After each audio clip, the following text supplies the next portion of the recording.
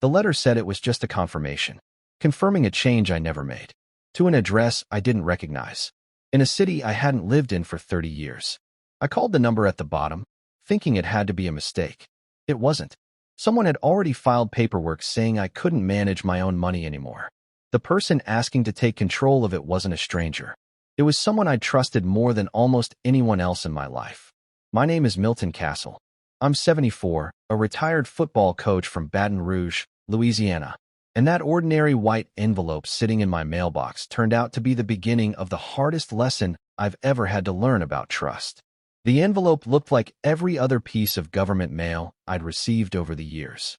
Social Security Administration across the top. My name typed neatly underneath. I opened it right there beside the mailbox, expecting another routine benefits notice. Instead, the first sentence stopped me cold. This letter confirms your recent request to update your mailing address on file. I read it once. Then again. The address listed underneath wasn't mine. It belonged to a street I'd never even heard of. For a long moment, I simply stood there in my driveway, reading the same paragraph over and over, waiting for it to suddenly make sense. It never did. By the time I walked back inside, my coffee had already gone cold. I dialed the number printed at the bottom of the letter. After almost 20 minutes on hold, a woman finally answered. I explained that I'd never requested any address change. The keyboard on her end clicked for several seconds. Then she went strangely quiet. "Mr. Castle, I'm seeing something else attached to your file." My grip tightened around the phone. "What kind of something?" She hesitated. "An application requesting a representative payee." "I don't know what that is." "It's someone appointed to manage your Social Security benefits if you're no longer able to manage your own financial affairs." I felt my stomach drop. "What are you talking about?" "I handle my own money." Another pause. "Sir, there's also a physician's statement supporting the request." A physician's statement. I hadn't seen a new doctor in almost 2 years. Then she said something that made the room feel smaller. "The application lists a close family member." I couldn't speak. Somehow, I already knew this wasn't going to end with a paperwork mistake. I hung up without even remembering to say goodbye. For the next hour, I walked circles around my living room, trying to convince myself there had to be some explanation. Maybe someone had mixed up 2 files. Maybe another Milton Castle existed somewhere. Maybe. But none of those explanations fit the address change, or the physician's statement, or the fact that someone had tried convincing the government I couldn't handle my own life anymore. The more I thought about it, the more another memory kept pushing its way forward. About 4 months earlier, someone close to me had started insisting on helping with paperwork. At first it seemed thoughtful. Bills, insurance letters, bank statements. "You're doing too much by yourself. You should let somebody help. There's no shame in making things easier." I'd laughed every single time. I'd spent 35 years coaching football players twice my size. I still drove myself. Still balanced my own checkbook every month. Still coached a youth team on Saturdays because sitting still had never suited me. I never imagined those conversations were leading somewhere. Now, I wasn't so sure. There was only one person I trusted enough to tell immediately. My old friend Desmond. We'd known each other almost 40 years. He'd spent most of his career working insurance claims. If anyone understood paperwork better than I did, it was him. He listened without interrupting while I read every word of the letter aloud. When I finished, he stayed silent longer than I liked. Finally, he sighed. "Milton, request a copy of everything." "What do you mean?" "Every document. Every application. Every signature." "You think somebody forged something?" "I think you don't know enough yet." That answer scared me more than if he'd simply said yes. The records took 2 days to arrive. 2 of the longest days I'd had since my wife passed away. Sleep didn't come easily. Every time I closed my eyes, I kept asking myself the same question. Who would benefit from convincing the government I couldn't manage my own money?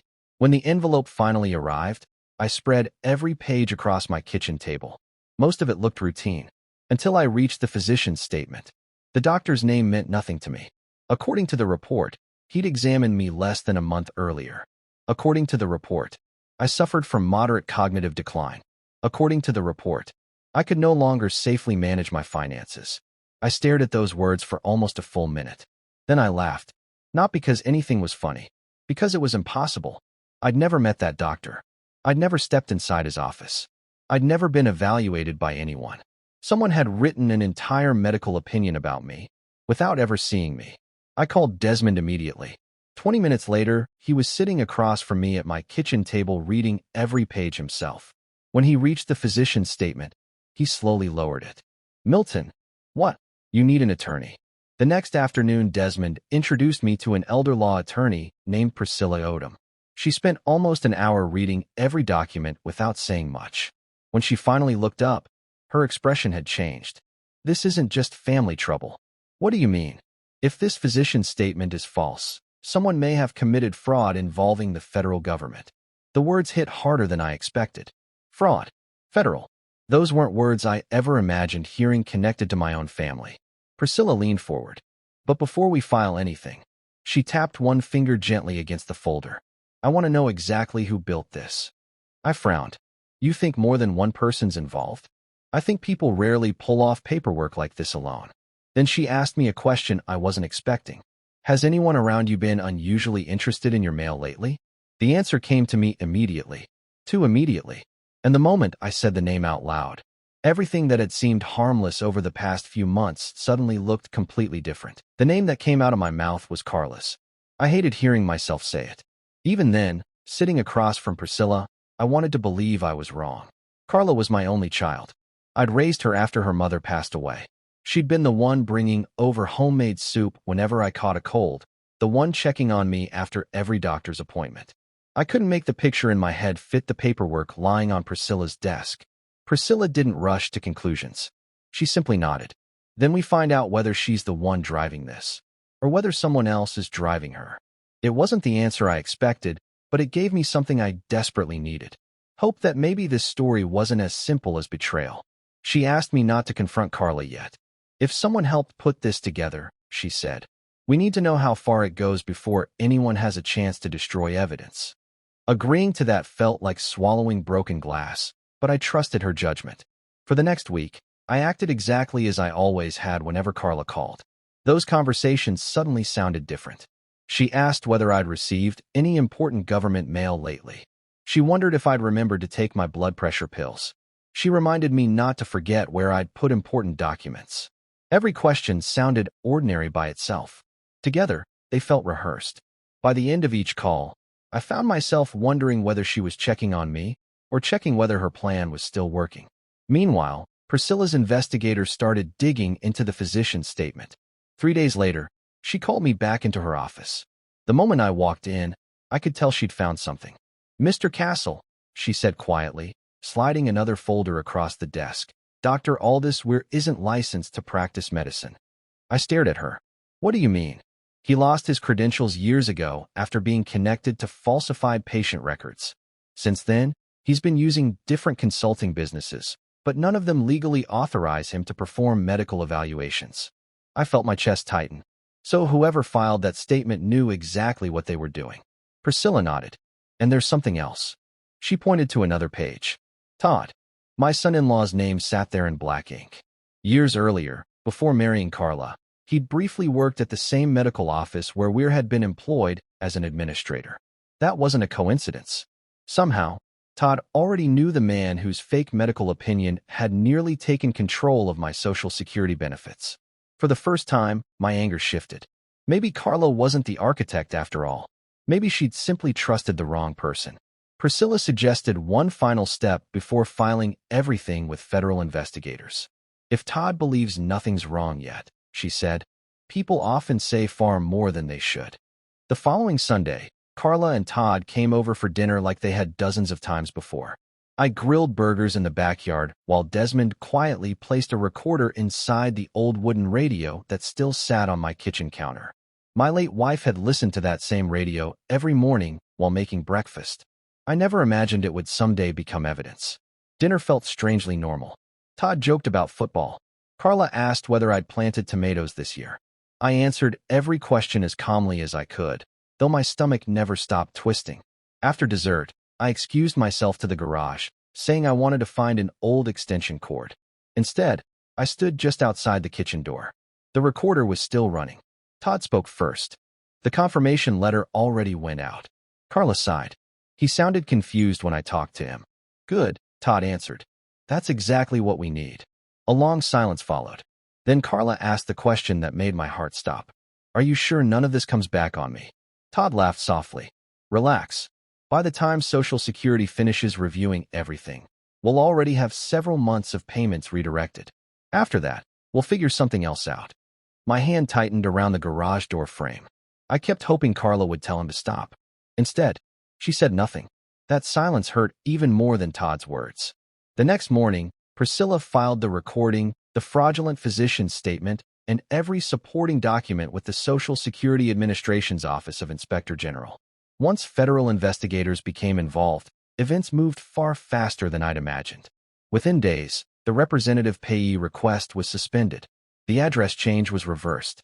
My benefits stayed exactly where they belonged. But the investigation kept going. 10 days later, there was an unexpected knock at my front door. It was Carla. Alone. She looked exhausted. She sat at my kitchen table without saying a word for almost a full minute. Finally, she whispered, "Dad, something's happened, hasn't it?" I looked at her for a long time before answering. Then I placed the recorder on the table. I pressed play. She listened without moving. Todd's voice filled the kitchen. Her own voice followed. When the recording ended, tears were already running down her face. "I didn't know," she whispered. "I swear. I didn't know about the fake doctor." She explained everything through broken sentences. Todd had convinced her that becoming my representative payee would simply make things easier if I ever became sick. He'd handled every form himself, every signature, every phone call. Whenever she'd asked questions, he'd insisted it was standard government procedure.